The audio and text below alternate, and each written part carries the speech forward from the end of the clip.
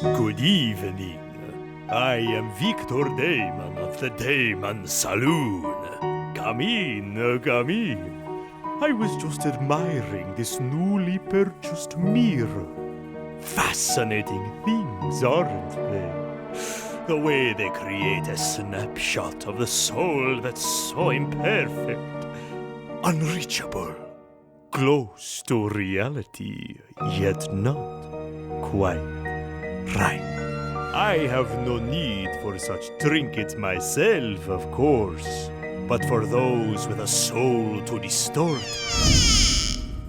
Now who could that be? Alright, gang, you're lost. Again. You're in Tremaine Bluffs. Again. But this time it's Nessa's fault you're lost, so that's new. Oh, by the way, you're back in the Daemon Saloon.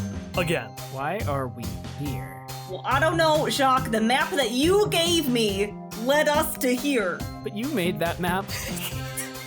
Yeah, and whose fault is that? The person who told me to make a map.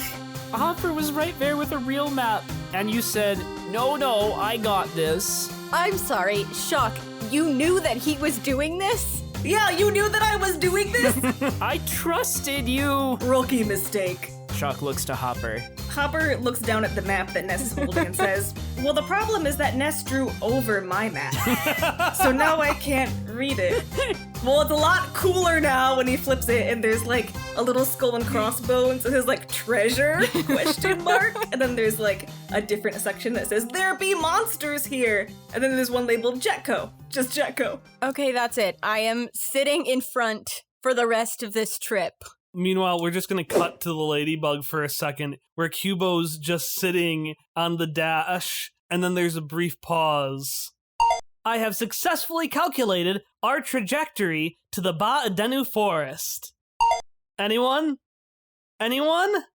And we switch back to everyone in the Daemon Saloon. Ness is drawing on his map more with like crayons that he took out of nowhere and is like, well, the thing about maps is that if you change them, then everything gets okay. Napper goes, no, that's not the thing about maps. While Ness continues to talk over him with like, see, if I put a road here, that means there's like a road there, right? No. Well, regardless of what the facts are about maps, one fact is that I believe we should try to leave this place because last time we got lost, argued about maps, and found ourselves in this place, we had a very strange adventure that I do not particularly wish to repeat. So I believe we should try to go back to the car and find our way to where we need to go. Yeah, because you are back at the scene of your last Halloween adventure. You are back at the Daemon Saloon. Just like last time, the Daemon Saloon is a rustic, classical place. It's filled with all sorts of classic fantasy monsters, just like orcs, tieflings, but not Jeff. Not after what happened in Numenerica. Oh, poor Jeff. Never Jeff again. I haven't listened to part 2 yet. Did Jeff die? Does Jeff die in part 2?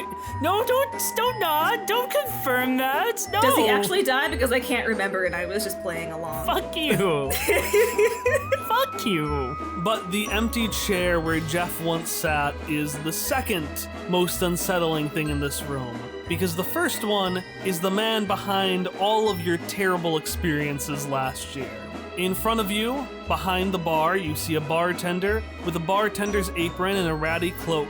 And he turns around to all of you slowly with a calm, malevolent confidence. And he says, Good evening. I am Victor Daemon of the Daemon Saloon. How can I...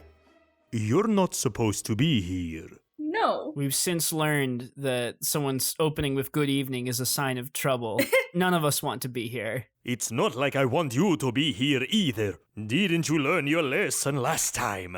Or have you already forgotten? We learned it. We learned it. We did. We learned it. Learned it so good. This was just an accident. Actually, you don't have a second map on you, do you? That hasn't been drawn all over in crayon? It's art! Now, you fine folks won't need a map where you're going. And that's when you notice the man in front of you. He's sitting at the bar, in the seat Hopper Scotch sat in last year. And he's just rolling 2 12-sided die in his hands. No. 2 blank 12-sided die. Hopscotch? This man turns around to face you. He's got a wide brim cowboy hat, black with a red line on it. He's wearing a fancy red suit coat with a blue vest, but most notably is a wide mustache and a patch of hair on the chin. Oh no, not a mustache. And this man turns over to you, looks Hop dead in the eyes, and says, "Well, howdy there, me." Hopper, I'm trying to describe the face that I am making. Hopper kind of like looks this man up and down and then like squints his right eye while cocking his face, looking very puzzled at this stranger and goes, "I'm sorry, do I know you?" Simon Scotch, you didn't tell me you had a twin?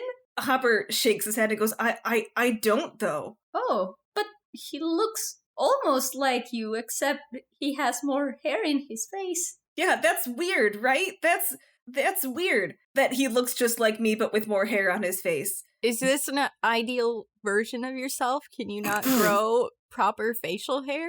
I could if I tried. I'm not sure, but we'd call that proper facial hair. Thank you, Shock. I mean, I'm not a fan of it, but it's more hair than you have, and I'm just trying to figure out if maybe this is our thing this time, is like, oh, we're trying to learn about, like, how we try to idealize ourselves. I'm just trying to figure out what's going on this time. Ain't nothing ideal about me, ma'am. Oh, so you're edgy too?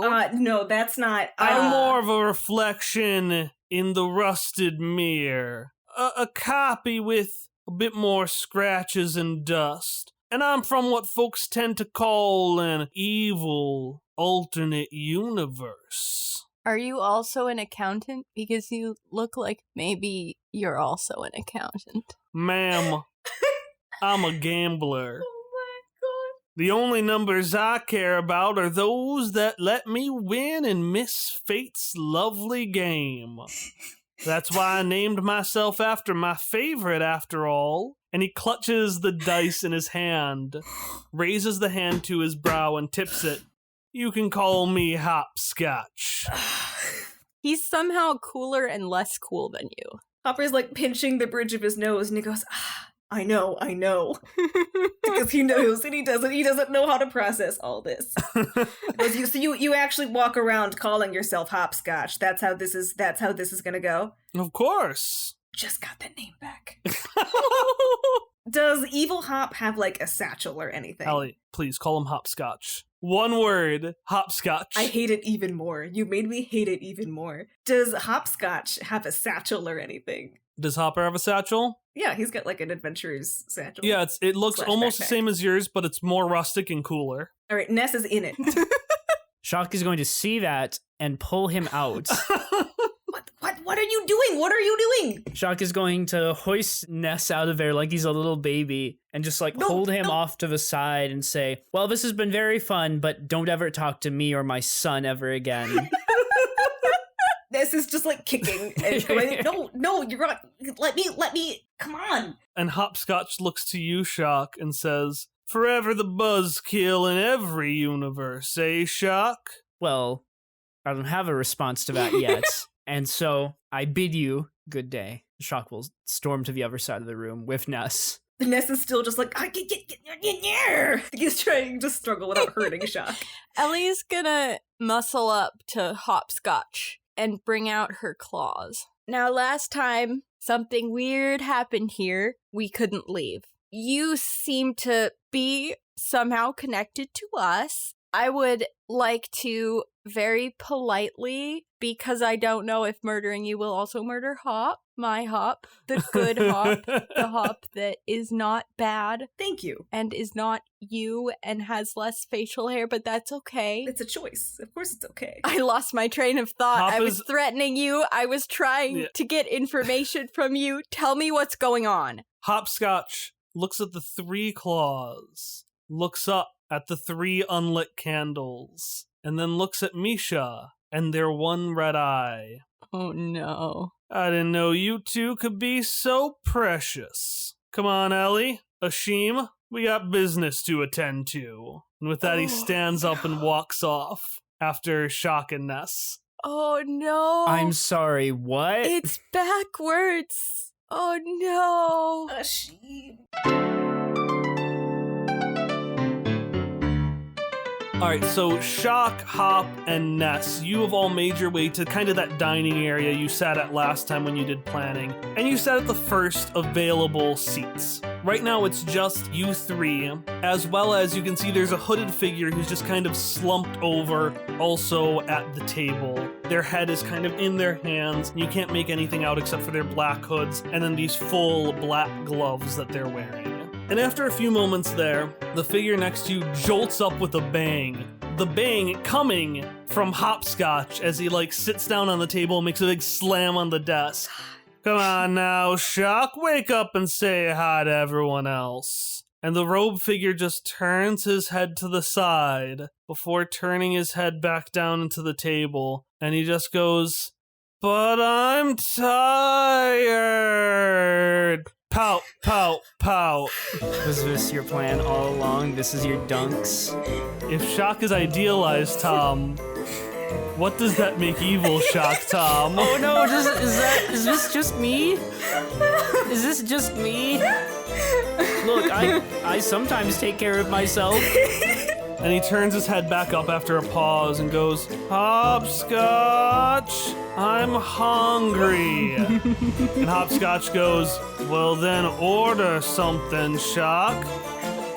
"But I'm tired."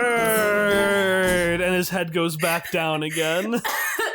I like to think that Ness is still mid-struggle with actual Shock, but then upon seeing evil Shock, it kind of stops. It's almost like a freeze frame where he's mid-pushing his Shock away, and then Ness just starts going, No. Yeah, how's it feeling, Shock? I haven't processed how Shock feels yet because Tom is just relieved. When you first approached me, I was like, "Are you okay with being roasted? If it comes from a place of love." That last part made me feel like it was going to be so much more serious. What the fuck is he planning to say if he had to put that addendum on it? I should note, I do have a list of 13 tenets of evil Shock. No. He has 4 times more notes than any other character. No. This episode is a vehicle for evil Shock. No. Shock just stares. He doesn't have a response. He doesn't have anything to comprehend. Actual Hopperscotch is looking between Hopscotch and evil Shock, and he goes, "So you say you're from this other place. Why? Do you need something from us?" Well, I need a favor. Although not much of a favor if it helps save your world as well. Oh, God. I may have made a bit of a bad bet. My calculations were a little off, and... It's because you're a gambler, not an accountant. Well, accountant boy, did you predict something like this with your fancy accounting maths? Fortune-telling and prediction are different than math. It's called math science, sir. Then ultimately at the end, it sounds like we're in the same boat. And by boat, I mean rapidly collapsing multiverse. Come on, let's get a move on. You're gonna have to follow up with collapsing multiverse. That's not gonna be. That's not. You gotta have facts. You gotta have some. And with that, you see the door just swing shut as Hopscotch is already gone, and you just hear the shuffling of Evil Shock's big, bright red Kingdom Hearts shoes. As he slowly just drags his feet to the door. So Shock has put Ness down by this point and just sort of looks over at the nearest person and says, I'm not really that bad, am I? Hopper shakes his head and goes, "Of course not. You're wonderful, Shock. Shock, I would have stopped traveling with you very quickly if you had been that bad. I'm just glad that I haven't met me.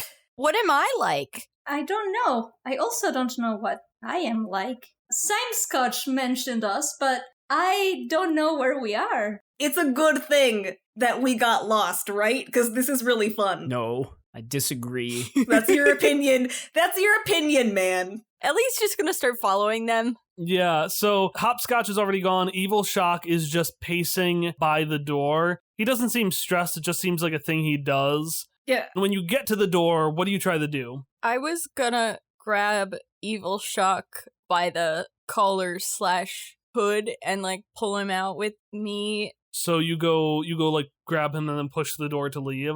Yeah. Alright, so you grab him with ease, you push the door and conk! You just hit your head on it. I feel like I should say ow, but I didn't really feel that, but I probably should have. And Evil Shock just sighs. I think the answer to this is pretty obvious. I will stab you. Do not use that tone with me. What is the obvious part exactly? Well, when we try to open a door, what do we look at to see if we push or pull? There's no writing on this door. Someone If you're getting pedantic about door handles, take me away from him right now. Hopper will actually do this. Hopper will like gently take Ellie's arm and just move her backwards. Hopper, I'm going to kill him. You can't. Game Master, do we see door handles? You don't, but Victor Daemon just leans over the bar because he just kind of wants you out at this point. That's fair. And he says, The riddle is pull the push door. and he points to the door, which you can see has its handle on the outside. Were you supposed to tell us the riddle before we went for the door? Well, if you had read the clearly visible plaque or asked me at any point, nobody listens to poor Victor. No, never. All right. What did we see Evil Hop do? Because we watched him walk out. You described us watching him walk out. He's got a point. In response to hearing that, Evil Shock's gonna just cross his arms. Well, I guess you're right. You could have mentioned that beginning. I was gonna, have you do a whole thing, but fine. No, you saw him, okay? Is that what you want to see? It's a push door, and so to get to the opposite world, you do the opposite and you pull on it. As a callback to our last Halloween episode where Shock as Misha casted fling on the door, I want Misha now to do fling on the door. You just fling it backwards? Yes. Give me a roll. It hits Great. Evil Shock. That would be fine. That was a 7. Oh, yeah, no, she needed the roll of 3 for that. So yeah, it hits Evil Shock. That's just a given. But then it keeps flying and Victor Daemon just ducks under it. And he looks at you all and just says, Get out. We've been wanting to. We're trying. With pleasure. Your place sucks, man. With that, we leave. and you find yourself in the most horrifying sentence I can say. You find yourself in the capital city of Draeolus, the city of Kai. Oh shit. Kyle acknowledged the name of a country from the lore. I hate it. That means you know we're in some kind of bizarro world. Oh. Are we in the actual core rulebook of Numenera? We're in the core rulebook now, baby! Do I hold all the cards now? Oh no! Well, Evil Shock also holds all the cards. Yeah, in fact, Evil Shock pulls out the Numenera core rulebook. Not Numenera Discovery and Destiny, the original Numenera core rulebooks. I mean, he's got Discovery and Destiny too, but they're back at home. He hasn't done anything with them yet. He's just kind of read them for fun. No, he hasn't even read them for fun, honestly. He skimmed some parts for like a one-shot, but he hasn't read them yet. Anyways, he's got the core rulebook, so if you ever ask any facts about this place or what it looks like, I can actually pull it up. Oh, there'll be no need for that. We can just ask him directly, can't we? So, yeah, you end up... You're in the city of Kai. Kai. You're in the city of Kai. The city looks kind of similar to how it looked in Quest Friends, although a little less monotone. So like Quest Friends, we had like one gimmick, right? It was like towers and treadmills. But this is an actual diverse city with like diverse districts and just lots of lore. You could go a whole bunch of places and have your own little mini adventure there. But you don't hear anything. You get out and you notice that the sky is overcast in this eternal orange haze. Guess you could say the Kai is overcast. Thank you, I'll be here all night. Whenever Tom says something like that, just assume in canon that Evil Shock said it. Should I just start playing Evil Shock from this point on? If you want to, I will let you. I don't. I don't. If you look out at the city, you can see that bits and pieces of it are missing, as if chunks were just consumed and taken away someplace else. But in the distance, after a while in this place, you see a dust cloud. It gets closer and closer. And as it does, you hear classical music, where another car might play a hard rock song or Eurobeat. This is just playing very loud classical music.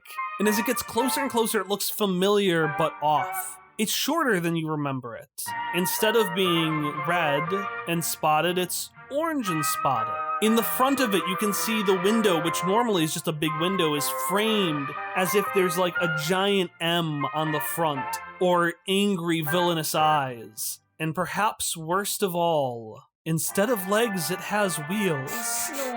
Oh no, I don't actually like wheels, so no, that's very horrifying.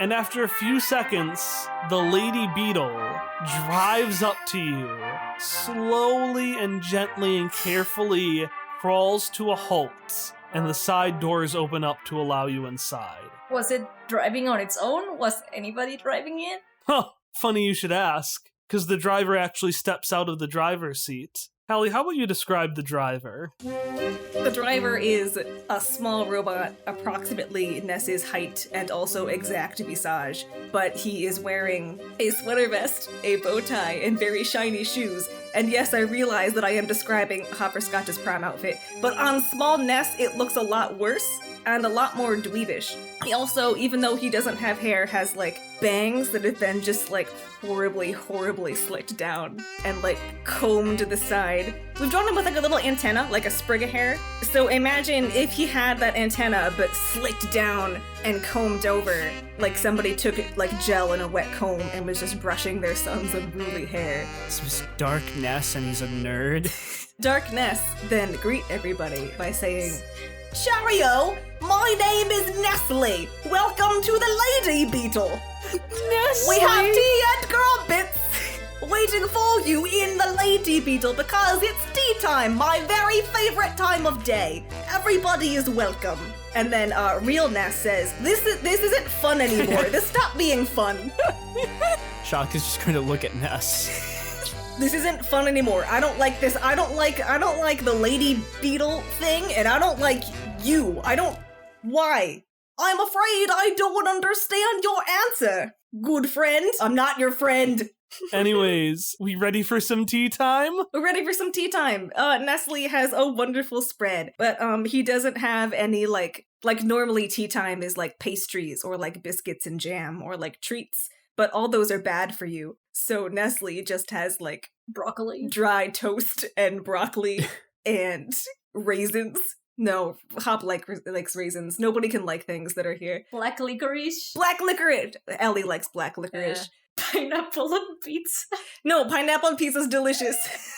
Fuck you. No, he's got to have like celery sticks, but there's no dip. Oh no! I like them without dip, though. Oh, well, fuck. God damn it. So you're all looking at these terrible teas, but all of it is overwhelmed by this fragrance of the dark coffee that Hopscotch is just kind of waving in front of his face. And he takes a big sip of it, sets the glass down, and says... Glass? Does he have a glass of coffee? It's burning his hand, but he's still holding on to it because he's a man. The pain makes me feel alive. Now I'd wager that you all have a fair few questions. Yeah, we've been asking them to you and you don't answer them. What is this? Why do you need our help? What do you mean the multiverse is crashing? And he picks up his hands and he has 3 fingers up. He says 3. You get 3 questions. Why? What else are you gonna do today? No, don't! Hover! Oh my god, I didn't realize you said 2 questions. So- of them. I'm so sorry. We just had an episode released But where I didn't make that mistake that time, so I didn't learn anything. I'm sorry, team. For what it's worth, Hopper, immediately after asking 2 questions, just like put his face in his hands, and he's listening to the answers, but he's just shaking his head. my apologies, I don't think he meant to ask those questions. Can we have a redo? And he takes another sip and he puts up 1 finger. Why? Well, it's difficult to know. I tried to put my team together. Just happened to end up with the same folks that you all fell in line with. 2, what else am I gonna do today? Well, I hanker I'm gonna do the first heroic thing in my rotten life. And 3, can Hopper have a redo? There ain't no redos in life, darling. Ellie is gonna slam her hand on the table. Do not sass me. Do not whine or try to patronizingly explain things to me. She's directing this towards Evil Shock. And Evil Shock just turns over to Hopscotch and says, "Can you please just tell her I don't like confrontation?" Explain what you want, why you want it, now. Another sip. And his eyes narrow, and Hopscotch is a bit perplexed. "You genuinely think I'm supposed to be intimidated by you?" Ellie looks offended. I mean, a little bit, yeah. "Your world certainly is soft. Well, I'm a man of my word, I suppose. And my word was that I was gonna tell you nothing else. Nestle and Shock, tell them what's going on." Ellie will just roll her eyes and throw herself to either a chair or the floor, wherever she is going to sit. Nestle gets up to the center of the room. "As my associate, Mr. Scotch over here, allayed earlier." Ness begins to groan in the background at words like allayed and associate. "He recruited a whole team. Himself, my colleague Shock." Evil Shock just hides his friendship bracelet. "Ellie and Ashim collected them all together in one team. However, you will notice Ellie and Ashim are not currently on the premises. That is because they are currently planning to destroy the multiverse." Well, actually, they don't intend to destroy the multiverse as much as they intend to collect it. Thank you, colleague Shock. That is an important distinction to what I was saying. And what I was saying changes immensely because of your participation. This episode sucks. I feel a little bit better about Hopscotch not being intimidated by me if my alternate universe self is trying to collect a multiverse. Regardless, is there really a difference as to whether Ellie and Misha want to destroy or collect the multiverse if it's going to fail to exist anymore afterwards? That is a very good point, not Ashim. I am Misha. I believe the distinction was important to colleague Jacques because the collection is the overarching goal of our former friend, Ellie. You see, she wants to collect everything related to someone she knew once, named Carl. Ellie goes white. It would appear that, how do I put this politely?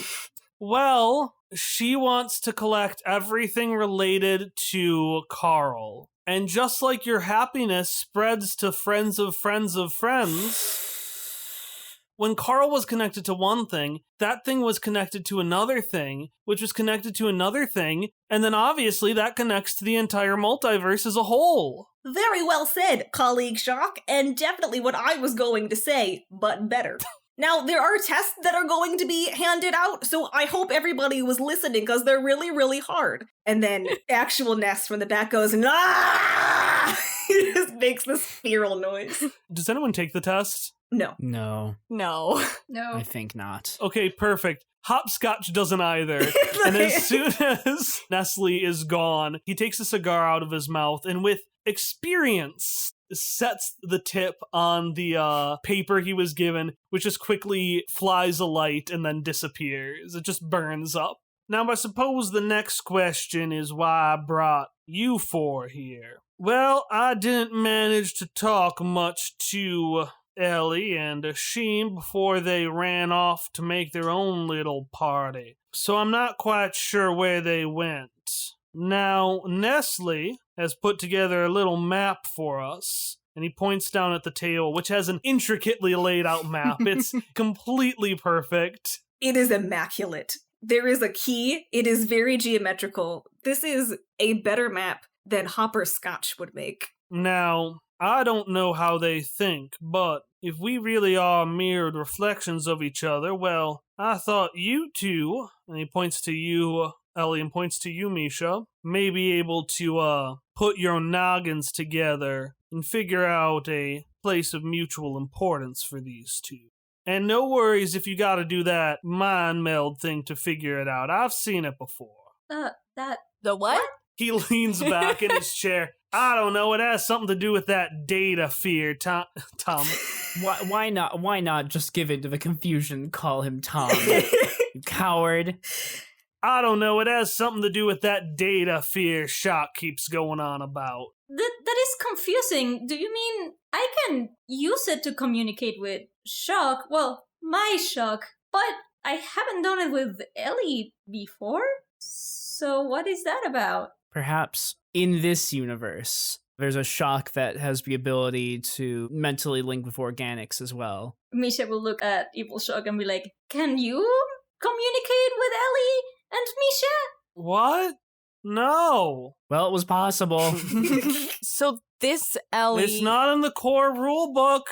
It's not an ability. So this Ellie can access the data sphere? Is she a nano? She's the nano. She's the nano. Would you like to explain that a little bit more for me? Well, go on. I think it's better if you experience it for yourselves. Now, this boy over here says he talks to some data sphere spirits or something like that. Maybe you could reach out into this data sphere and feel it for yourself. Shock will do it. Do you want to also do that, Misha? Be careful. Misha will look a bit maybe uncomfortable at it, but then seeing how determined Shock looks at that, they will help as well. Roll me in defense. Oh my god. It's a good thing I am not trained in that. But I can spend 4 levels of effort. I also got a 10. Oh my god, that was a 1. A 1! Shut up, Pally. I didn't spend anything. Alright, so Shock, you don't take any int damage. And Misha, you don't either, but that's because you rolled a 1. You get worse. Oh fuck. You reach out and a chill goes down your spine as you try to commune with the data fear. Much like the sky itself, something is overcast and grisly about this. Although where the sky is more orange, this feeling, if you can put a feeling into a color, is more of a hint of red. And as you continue to commune more and more, you just hear a word repeated.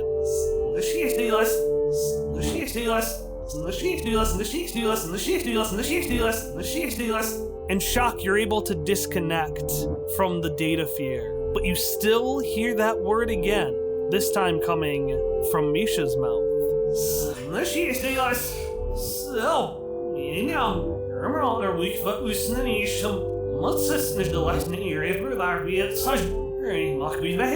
Can Misha reply? Can Misha... Yeah, actually, Misha, your red eye stays there, but your gray eye turns a different shade of red. It turns crimson instead of the cinnabar color. Oh my god. And so, Misha, you'll be able to respond, but you are also still, this entity is still speaking through you. Misha, to others also, I would like to rule that like when Ashim is talking, they will look like calm and composed and whatever, and then when Misha responds, they're just going to like look super freaked out about it and just like do not want this. And then they are going to say, why have we come here?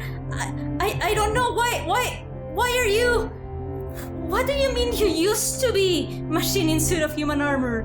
What are you? Why are you doing this?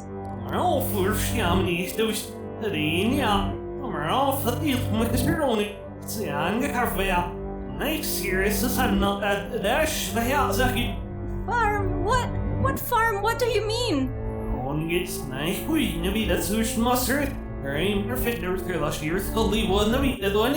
I hear what you're saying and I don't like any of it. Please just whatever you're trying to do, feel free to do it. Just leave me and my friends be and go back, please. I don't want anything with you. My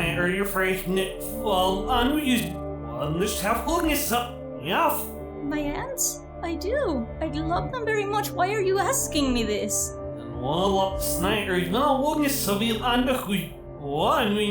And with that, the crimson light disappears. Misha Jarvis, are you okay? No, I'm not. I did not like doing this. Why did you tell us to do this? What did you think that would accomplish? And that's to Hopscotch. Well, if I know, but a gambler knows you don't put your own life in the pot. Ellie's gonna sock Hopscotch. Hopscotch is hurting. He's hurting real bad. Yeah. Hopperscotch was about to. Like, Yeah, he gets punched, but you see him set his hands back on the dice, and you see an Easy Life brand on the back of his hand light up, and he rejuvenates with life, because while Hopperscotch lost life points in Hopscotch, no. Hopscotch has enough that he has some to spare. No. And then someone, please pick on the map where you think Evil Ellie and Evil Misha would be. Well, Shock doesn't know about Legrash. Yeah. Yeah, that's what I was thinking, honestly. And Misha will look at the map, and when they see Legrash, or I always forget how to pronounce it. Is We it do Legrash. That's how, I think that's the intent. Well, canonically, there are many different pronunciations in Universe 2. Well, canonically, there are many different pronunciations Fuck for this you. place. Fuck you.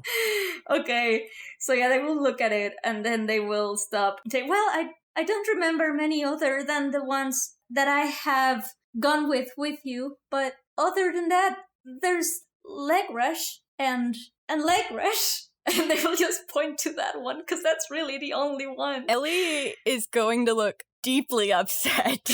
Oh, great. Yep, that's the one. Found it. You know it too? Sure do. You know, some good things, some bad things, some medium things.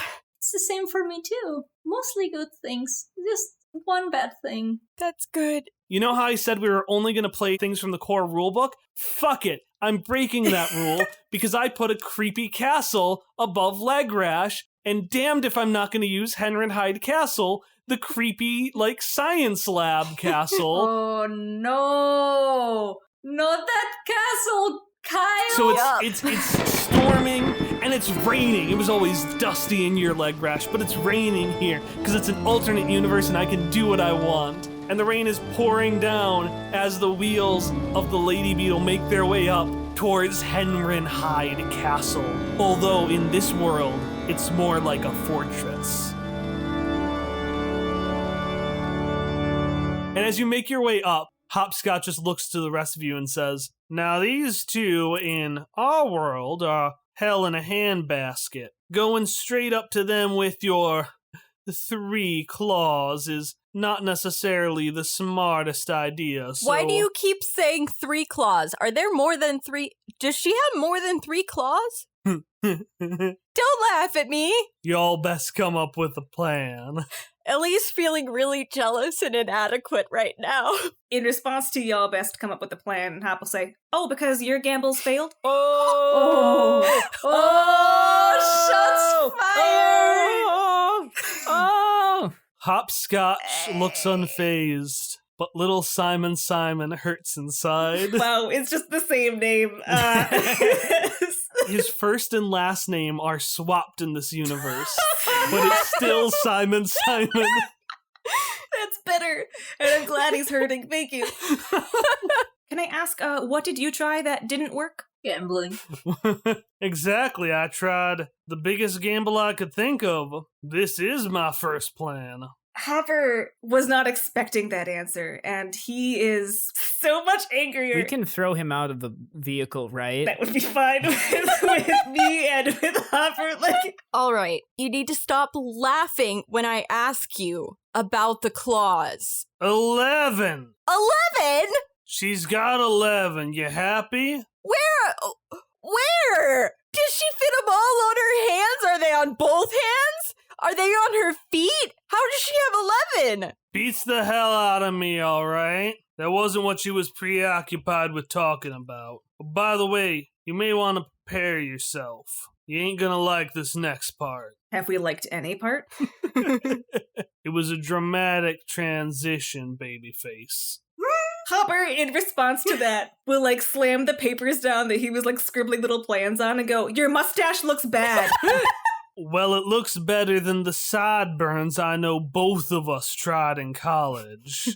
Oh, I don't want to be impolite here, but I don't like you. Funny, the one thing you and I have in common, it seems. In response, Hopper will, sort of fold his hands over the table like he's got a proposition. As you've said several times now, you're a gambling man.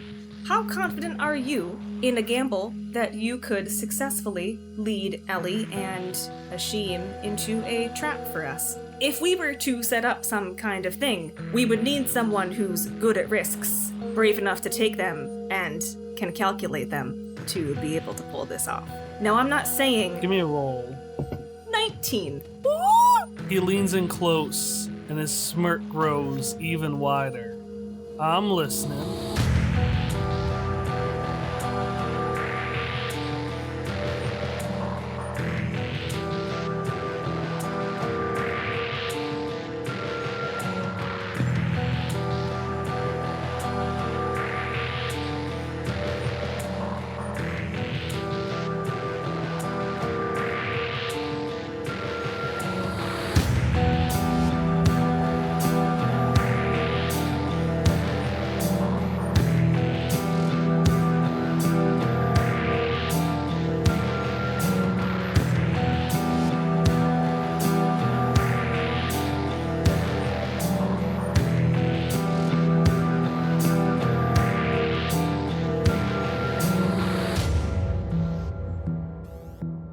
Hello and welcome to the announcement break for Quest Friends, the Daemon AU. I'm Kyle, your GM, and today's episode is a bit of a unique one, and not just because it's a bonus episode. Today's episode is also unique because I used a new editing format for it. Going into this episode, we had 3 hours of content, which is about 1.5 to 2 times more than a regular episode. And I realized pretty quickly on that either I would have to do something different, or this episode was going to be the entirety of November. So I ended up adopting a looser editing format for this, where I used software that helped me figure out some of the breaks, and used a little bit less music than I normally would. This isn't a style that I'm planning to use for any of our mainline episodes, but I'd still love if you could tell us what you think about it, because if possible, I might start using this for more bonus episodes or for things during our mid-season break, just to make sure that those don't dominate the schedule like they usually do,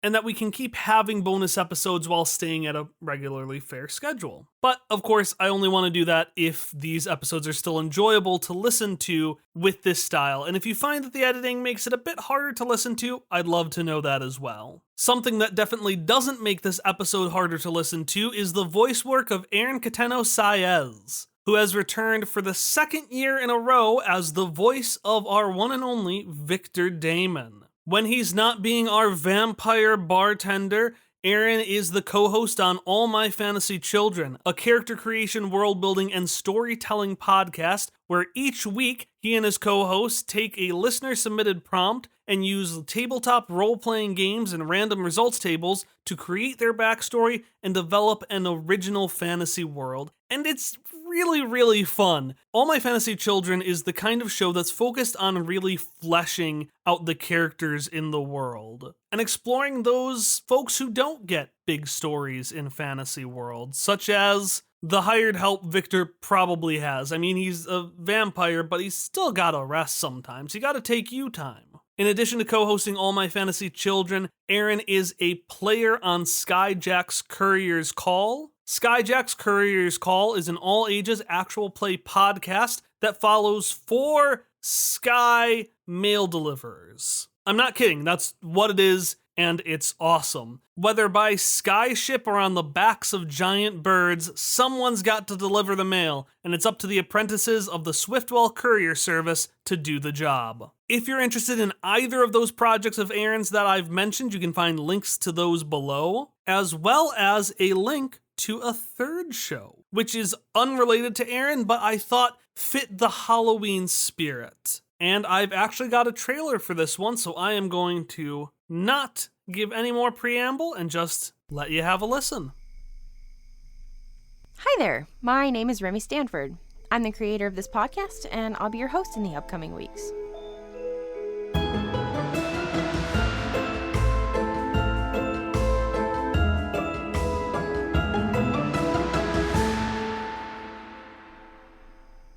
So, what is the Spooky Sapphic Storyteller? Well, for now, it's just me and my dog Ollie chatting to a microphone alone in my cabin in the woods. Well, I'll be the one chatting, not Ollie so much. Anyway, being one of the very, very few gay people in North Carolina is pretty lonely, so I thought I'd start sharing my experiences. Hearing other people's stories helped me so much when I was in the process of coming out, so I figured I'd give my own show a shot. Of course, this isn't just for people new to the community. We'll be diving into a variety of LGBTQ topics, such as mental health, friendship, and queer representation in the media. My goal is to create a discussion around these topics, and I hope you'll participate through social media. I'll also try my best to get my friend Bowie Bird on here, both for the gay stuff and the paranormal. While we both work as reporters right now, we kind of have a little side gig looking into paranormal activity. North Carolina may be a little bit lacking in the queer population, but it has lots of cool, creepy folklore. And being out in the woods and working in an old small town, we're bound to stumble across something spooky soon. So stick around to hear more about LGBTQ topics, living in the middle of nowhere, and whatever ghostly happenings Bowie and I come across. Episode 1 will launch on Monday, September 14th. In the meantime, come say hi on Twitter at TSSS_pod or on Instagram at Spooky Sapphic Storyteller. Talk to you again soon, and until then, stay spooky!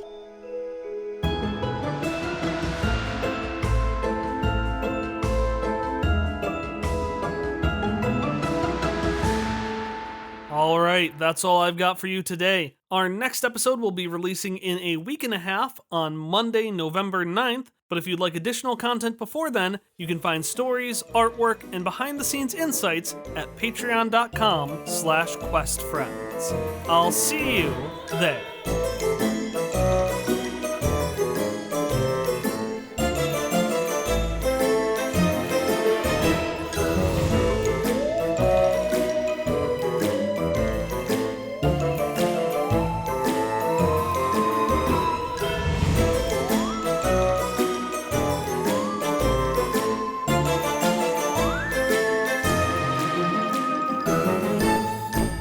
With a massive, agonizing groan, the two giant front doors of Henrin Hyde Castle slowly open up, and inside is a warmer light than you've ever seen in that castle before. It starts with a single, small orange flame, then next to it another, and next to it another, until, as if walking through a horrific parted sea, Hopscotch alone walks forward through a sea of lit candles. And at the end, sitting in a small, humble chair, slouched over like someone who is barely clinging to life, is a small figure who just kind of moves her head a little bit in response to him. And Hopscotch makes his way to the throne and says, "Well, howdy there, pretty lady. What the? I've brought something to you. Something I think you'll like a fair bit." And he grabs a small book of ants that I'm going to say Hop got out of library access for Misha to read on the road trip. And he just kind of throws it to evil Ellie's feet. "Well, I thought you would like it. It really brightens the place up, don't you think?" And he just kind of looks back at the door and his eyes bug out a little bit. And then he just takes a moment to breathe, slicks back his hair. "Speaking of, might I say that this new light really illuminates your radiance, ma'am, if I can say so myself." "Well, okay, I'm just saying that a woman of your beauty just languishing here by herself, I'd wager that isn't what you really want." And as he says this last line, because I can't continue doing this. Are you giving up so soon, Kyle? Please give up. We fly back to the door where we just see Nestle taking this giant cloth and daintily draping it right in front of the doorway on the ground. You see, when you have a cheesecloth, what you are actually making is cottage cheese. And then Ness will take him by the scruff of his little sweater vest and bow tie and go, "Nobody cares about cheese making!" Just shaking him as if this has been going on for a very long time and he has been bottling this up for that entire time. So yeah, you are all outside of Henrydhyde Castle. The doors are still open and you're all kind of leaning on the wall, super sneaky-like. If I remember what you said before we recorded this part of the session, even the Lady Beetle is like behind some bushes, just all hiding. Occasionally one of you might poke your head in to listen to the catastrophe happening inside. Ellie is poked her head in once, realized what was happening, and didn't again. Misha is the farthest away, like if there's like a little tree further from everything else, they are there, just their head poking out a little bit from behind the tree. Oh. Hopper probably like wanted to keep tabs on Hopscotch just to see how the beginning of his plan went. And then Hop started saying the words that he was saying. And so Hop just stopped and like just his hands over his eyes and he's looking down. I don't know why he chose this approach, but as long as it works, it's fine. It's fine. It's fine. It's fine. Long as it works. Great. And then looking down at the cheesecloth, Hop will turn to Nestle and be like, "So this will do what we want it to do, right? Unlike your friend there?" And Nestle will be like, Oh, he's not my friend. "Righto, mate, it'll work just fine." Ness, by the way, is still holding him by the scruff of his little sweater vest and like shaking it back and forth. So this should be punctuated with like eye rattle sounds, like when you put a plastic ball in a jar.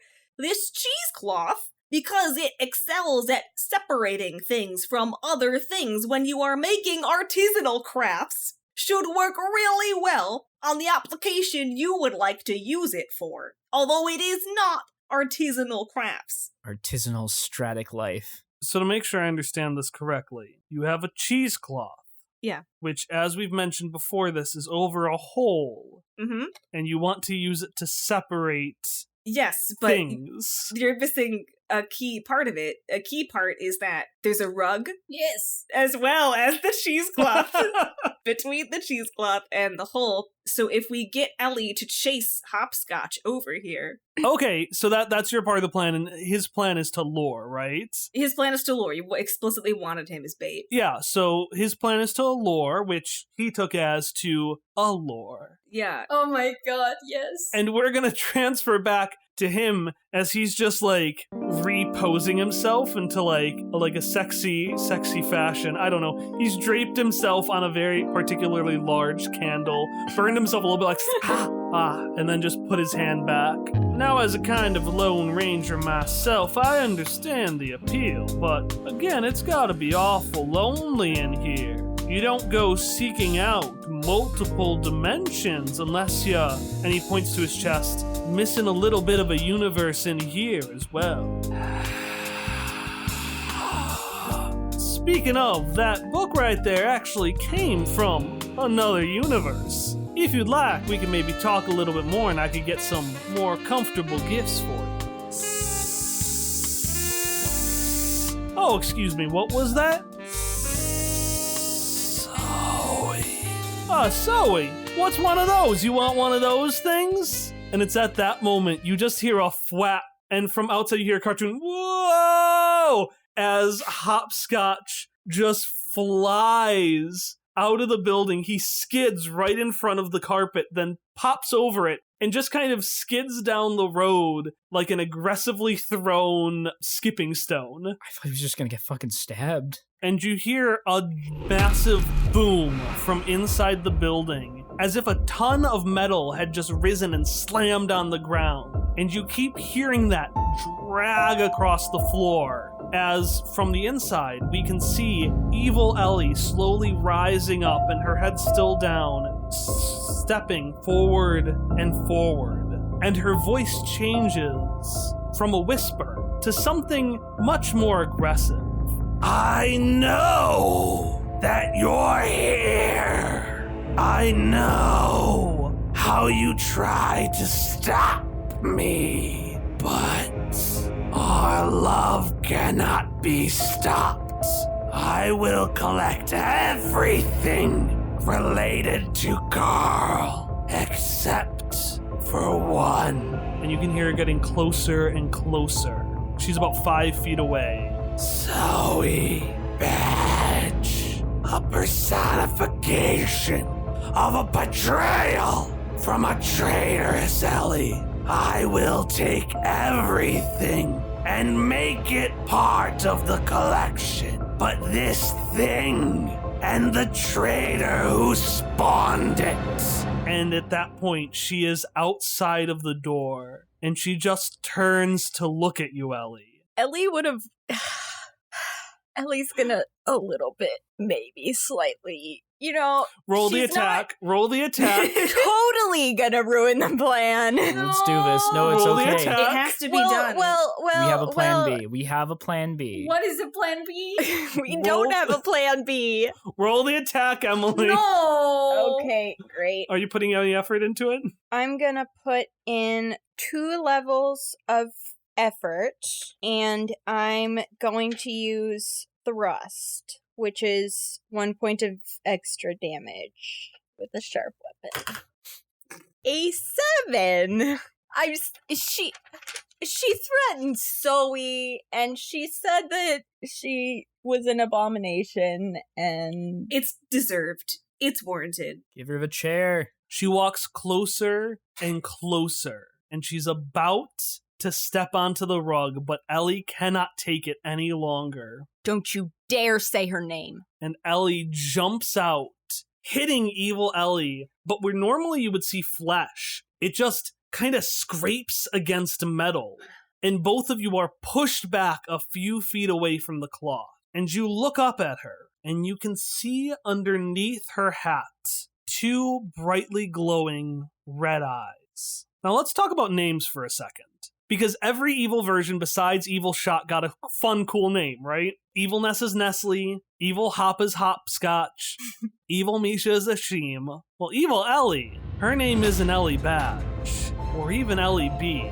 It's Ellie Beads. Oh my god. I wasn't expecting. From behind her, you hear a fierce buzzing and like giant devil wings, 2 10-foot tall wings made out of bees fly out from behind her back. And I want everyone to take 1 XP for what still feels like a jam intrusion. Also roll me initiative. What? As combat starts, Shock is just going to say, "Time for plan B." Time for plan B. At the same time, Evil Shock says, "Time for plan..."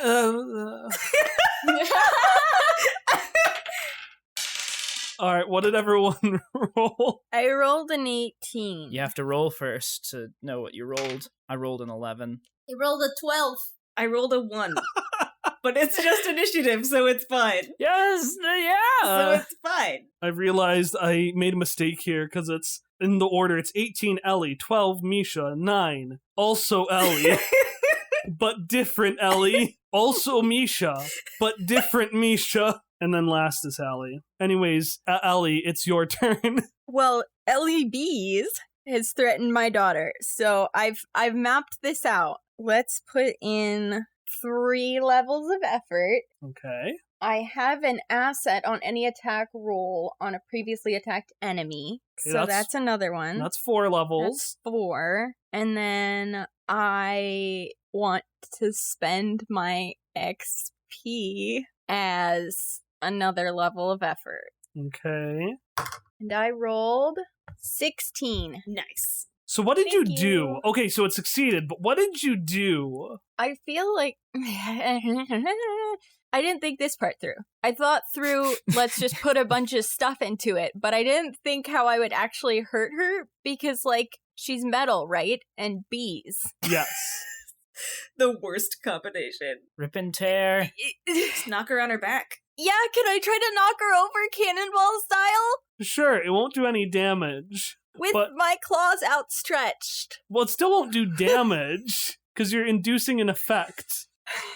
Fine. She's made of I'm pure metal. trying You're to not be gonna hurt her. helpful. I'm trying to be helpful, Kyle. Maybe the claws impale her into the ground like Yeah. Lust from Full Metal Alchemist. Yeah. And she's What if pinned I there. impale her onto the ground? Okay. Okay, you jump out, you stab her, Yeah. and you impale her, and she's on the ground. It is now Misha's turn. The thing is that, like, both out of character and in character, I think the emphasis on not fighting it head on means that using countermeasures which requires touching her is the wrong idea. So, like, one of my ideas was literally try to use Fling on Shock so that he got the fuck away when he's like, time for plan B. Because Misha does not want this, and even though Tom out of character has been stubborn, and Shock in character has been stubborn. So, Tom, what was your plan? What was plan B? Well, if I get a turn, I might get a chance to describe it. Are you saying I will definitely not get a turn? Well, use your plan, because now Misha's going to try to stop you, so we need to know what... Well, Shock was going to leap out from the brush, like, behind LEB's, just, like, tap her with his right hand to activate the countermeasures glove, and then thereby, like, shut down Ashim's magical powers at the very least, and ideally just split the two of them apart. Oh, that's a good plan. That's a good plan, and maybe was a good plan. Ari and Tom, I think it's time to do opposed roles. You said one time that part of Ness's mechanics could be used to aid another player in doing something. Yeah. And the thing is that Ness, not a fan of the buzzing when that happened. Oh, he does not like LEBs. This is a turn he was not prepared for. And he is also not prepared for Jacques to leave. So Ness is actually going to aid Misha's role. Oh! I am so sorry, Tom. Ari, give your fling roll. Okay. I'm spending an XP before anything happens. Can I expend an XP and... Is it legal for us to cancel out each other's XP? Isn't that saying no, Kyle? No, because you're just adding each to your own score. I want an XP and 3 levels of effort. I want an XP to do a tactical far step to avoid the fling. Okay, so Tom has his XP, which is one step easier, so Tom gets a 3 added to his roll. Ari has 1 XP, 3 effort, and Ness, which means she adds 5 levels or 15 to her roll. Am I allowed to add effort to a defensive roll? Yeah. Oh, then in that case, let's add 5 levels of efforts. Okay, so Tom has 6 steps, Ari has 5. Shuck, no, it's too dangerous. I have to do this! You don't have to do it. We have another plan. It's the only way! It's not the only way. I rolled a 19. What did you roll? Did you roll a 20? I rolled a 2! I have to do this! It's like his team rockets blasting away again. Just, I have to do this! Shock died that night. No, Flung no. off the edge of the cliff down from Hammer High Castle. Where's Shock been flung? If there's like a patch of like bushes or something that is not very... Like, Misha doesn't want to hurt him, they just don't want him to be in the way of danger. Okay, so Tom, you're like... You're down at the bottom of the mountain in the one bush in Henrenheide Castle. In fact, no, because in Legrash, they don't have any, like, plants and stuff. There's not a whole lot of bushes. So it's just a tumbleweed, which now has Shock tumbling inside of it.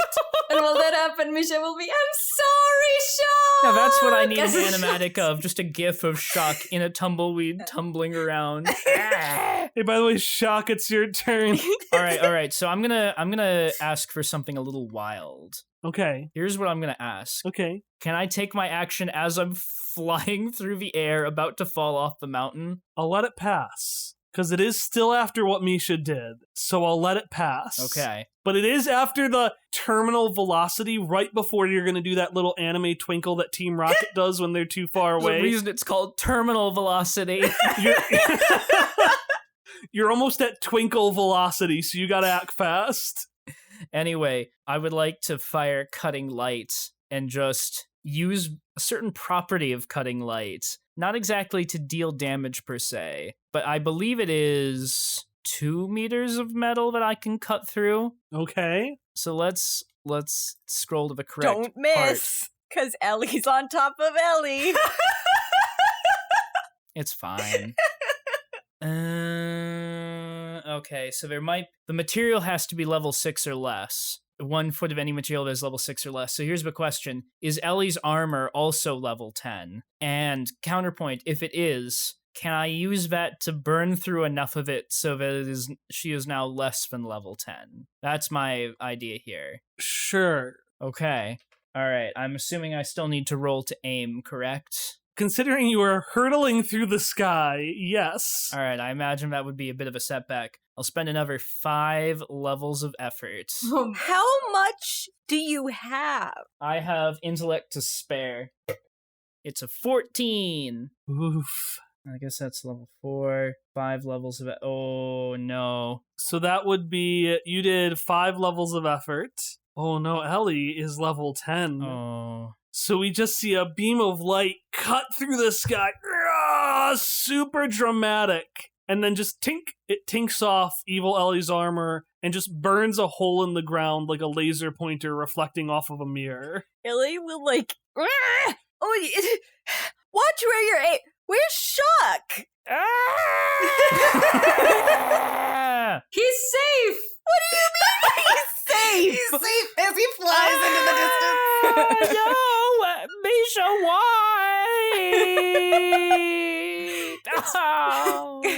And at that, Evil Ellie looks up at you, Ellie, and she shinks out her hands, and out of each finger, like Freddy Krueger, comes a claw. A claw comes out of each of her 10 fingers, resulting in 11 claws. And she's gonna swipe at you. All right, I'm gonna put in 2 levels of effort. Yes, 2 levels of effort. It's not gonna be enough because I only did 2. Yeah, take 11 points of damage, 1 for each claw. Oh no! Actually, she would have a Zor Steel too, wouldn't she? Take 22 points of damage, Oh 2 no! for each Oh my claw. God! Oh, see, That's it's so many fine. points! 22? And after she just claws you to the side, Ellie Bees rises up on her giant wings, and Oh, suddenly no. her eyes that are red glint even brighter, because Ashim has the same spells as Misha does, Oh, please, no. but stronger. No, no, And as no, she no. rises up with No, a no. flutter, If only this wasn't happening right the now. cheese claw. Well, but what if you had rolled like a 1? Like you rolled a 2 in the protection You do thing. have 9 might. Cheesecloth starts to flutter as a wind comes in, and so do little pebbles, rocks, higher and higher. No, not my cloud. And then with a you just hear a giant boulder break off of the mountainside, and all of you, I'm so sorry. I'm not gonna have you roll, but you won't take damage. All of you are lifted up in a giant version of the Matter Cloud, the Matter Tornado.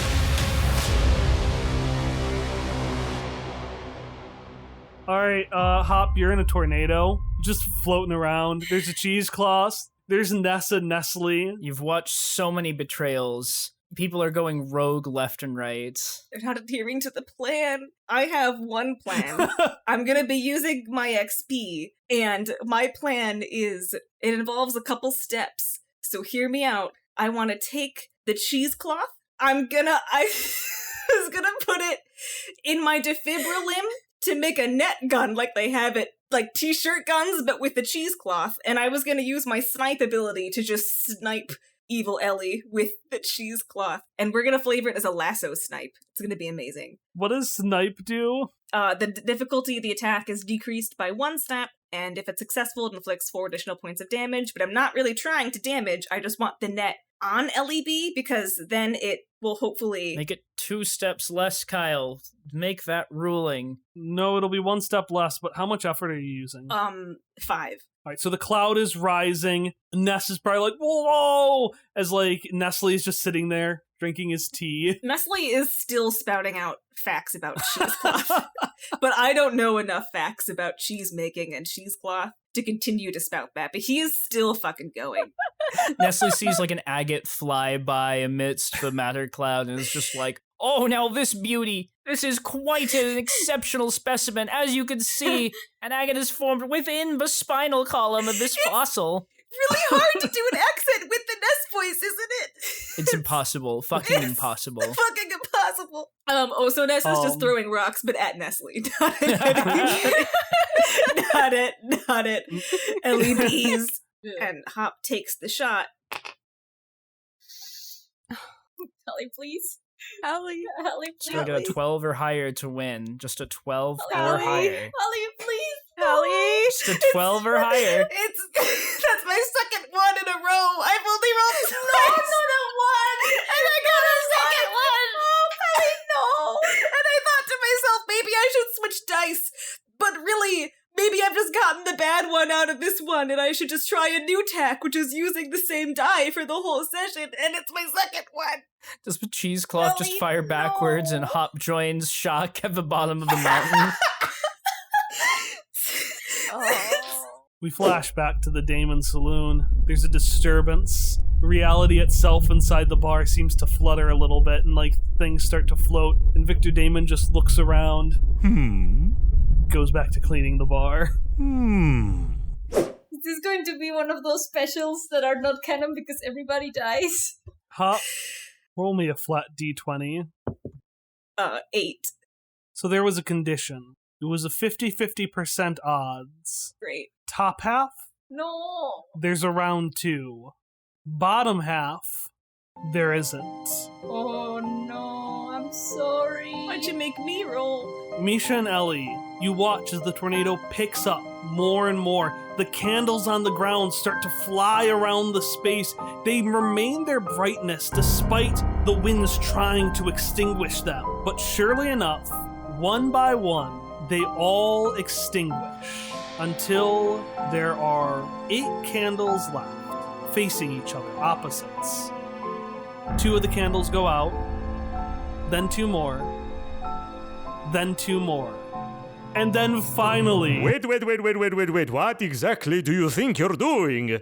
Well, I'm finishing the story. Hallie rolled really badly. Like, she rolled poorly. I made my rules clear. But that's so dark. Well, it's Halloween, Victor. It's Halloween. What do you want me to do? I don't know. Why don't you give the players one of those critical dice rolls they like so much? I'm not just giving Hallie a free 20. Oh, I think you are. No, I'm not just giving Hallie a free 20. Fine. I guess I'll just have to let everyone know of your ill-advised YouTube career. Hallie, you rolled a 20. I love Halloween! That's why I call it Halloween. So Ellie Bees continues her speech, getting louder and louder, and then suddenly, I will destroy every... Her mouth is covered and tastes vaguely of curds and whey, as just with a bloop, bloop, bloop, but much deeper, she falls onto the ground as the rest of you gently float down from the tornado like fucking Princess Peach at the end of any Mario game. So how do you just wring her out? Do you like take the cheesecloth and just roll it over? Yeah, that was the plan! Now she's like, she's not as mobile as she once was, so we can all just... Someone's gonna have to take over a little bit for Ellie because Ellie's gonna try to punch it out of her. Oh, no, we're gonna stop that. Ellie's like, no, Ellie, productive. Put it all in the ringing action. I'm gonna ring it so hard! While they're ringing her out, Shock, because this was my plan, I was queuing everything up if we went to round 2. I was so excited for Shock's second attempt. Shock is gonna, far step, arcing himself up into the air above where LEBs would have been. I believe from Persona 5 Royal playing in the distance, twirling down like he's Joker to try and do another countermeasures grab, and then he just lands. Oh. Alright then. And Evil Shock just looks at you, gives you a thumbs up. I don't need your approval. As we can see the 2 ferocious lights of LEB's eyes fade as she gets disconnected from her patron, Ashim. Evil Shock just gives you a thumbs up and says, I got the LEBs. I got her. Me.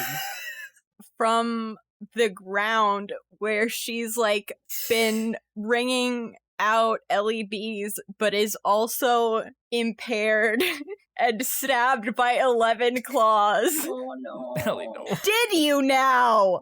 And as you do that, Ellie, you just feel kind of gently Misha's head just flop onto your shoulder, and then flop a little bit further down, and then flop uncomfortably backwards. I'm gonna catch them. They're gonna be bent at an awkward angle because I'm too short, but... Oh, they're bent at all angles. Oh no. You look down and you see this plain-faced, expressionless Misha Jarvis. Looking more like a robot with a still, a face meant not to move like an animatronic, but just still.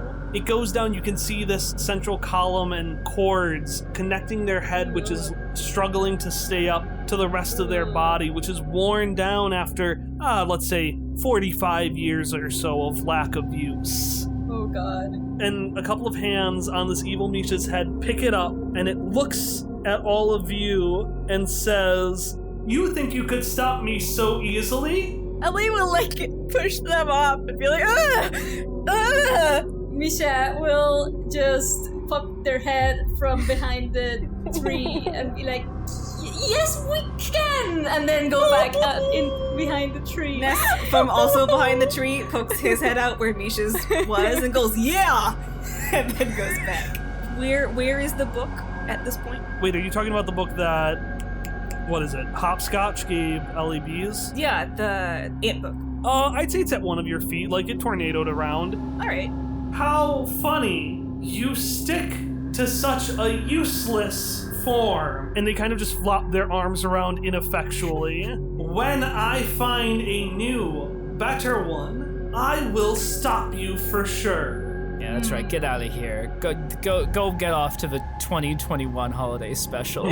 I guess when they say that, Misha will kind of try to make contact with Hopper and say, sure, that form you're in is not the best. I'm sure you will find a better one, but just not in here. And try to kind of cue Hopper. Okay, out of character, we want to trick them because we want them to think it's like a cool big living ant they can control, but it's actually a little ant and a pop-up book, so we have to figure out a way. Shadow puppetry, we have to do something like that. Yeah, sure, some of the candles are on the ground next to you. We're gonna do some shadow puppetry! Yeah. I'd like to roll a shadow puppetry roll. That is not a skill that Hopper has. Could it be my flex skill? Can Shock help? Sure. Shock is specialized in sleight of hand. Oh my god, you're specialized sleight of hand!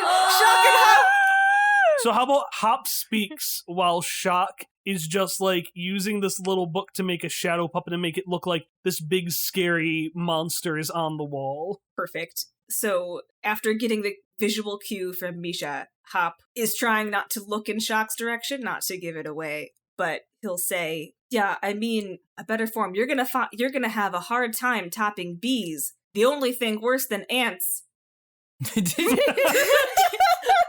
I'm gonna say that's in character, and then suddenly I remember that wrong. you feel a weight on your shoulder, and you can just feel a finger gun coming as Hopscotch leans on you, does a finger gun point to Ashim and says, the only ferocious monster I'd bet on over bees would be an ant.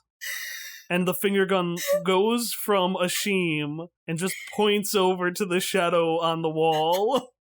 Hopper's fucking furious that Hopscotch had to deliver that line because he flubbed it.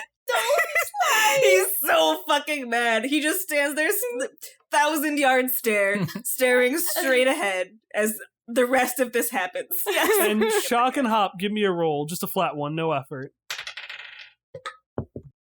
10. I had a 7. And Hopscotch rolled an 11. So thanks to Hopscotch's efforts, in particular, Ashim looks Built up these skills over it. at the shadow. Why didn't you let us use effort? I have never been angrier. The only time is after Questionable Measures finale. That is the only time I have ever been this angry. Did you roll another one? I missed No, this. I just rolled a 10 and Hopscotch rolled an 11, so he gets the credit for the win, and I don't have any calming jasmine tea on hand at this point in time. Well, now you know how Alex felt when I rolled a 10 and Madeline rolled a fucking 11. Because that's exactly what happened. What? What was that sound? Just keep going. Just keep going. I'm gonna mute myself, but this is all gonna be on my recording. Yes! So bad! Fuck! Ah! A pair of red lights looks at the shadow on the wall, I'm so fucking mad. and then, without even looking, I'm just so fucking mad. a bright crimson light erupts. It almost blows out of Ashim's eyes. And then suddenly that red light congeals into this small little ant in a little pop-up book, which Shock is just able to close. Slam it shut. Nice.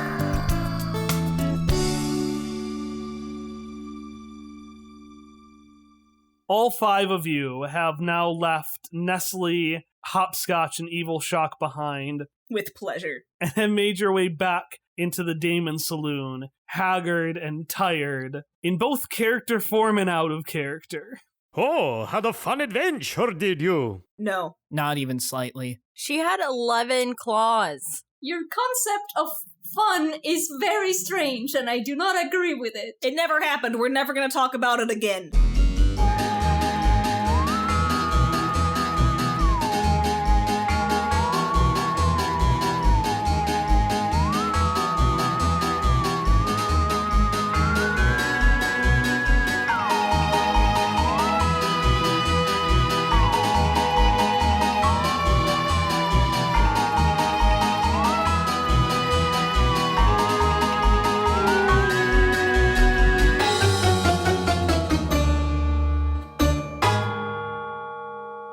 It's like that little robot that was on Mars, and that just ended up. no! The one that sang like "Happy Birthday" to himself. Why would you do this?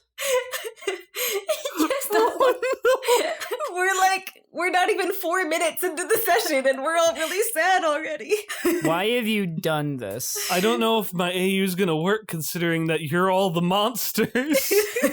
I don't know how to phrase properly a Shin Yap, however we pronounced the last name that Maya said the doppelganger for Nick was. Oh, that's right.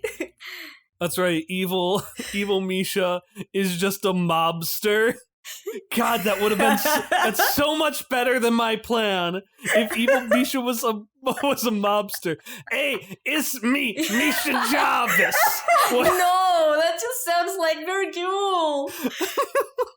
Maybe that is Misha in the alternate universe. It's Virgil, Please. Oh my god, I love it so much. Virgil, but with legs and a Please. mobster, and then No.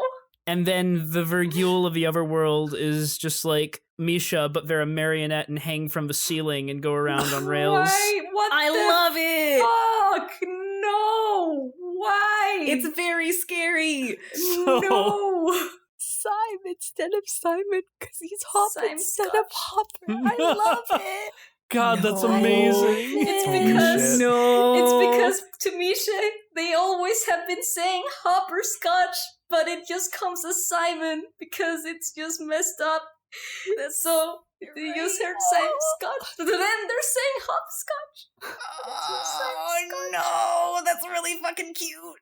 As the only nano in the world, they have a whole lot of power, so What? they're just kind of using the data fear. Ellie is the only nano in the world? What do you do? Well, I used to hit people with my staff, but then I lost it. And I can't find it again. You set yourself up for that one, Tom. You set yourself up for that one. This is fine. What could be wrong right now? What could possibly be wrong? I am upset by so many things, and none of them are in character anymore. I'm upset by Kyle's winking. Yeah. It's really Yeah, it's a lot to deal with. I designate Ellie as innocent, because then she gets an asset to her speed defense roll. You are innocent, Ellie! Only the one Ellie, though. Only the right Ellie. Getting a new die. Yeah, I'm getting a new die. Can I also get a new die for this roll? You already you signed. That I you definitely signed already your, didn't do. Fine. I guess I'll have to let everyone know about the time you guested on all my fantasy children and didn't know any table results. You brought nothing to character creation. You brought nothing to world building. Nothing at all.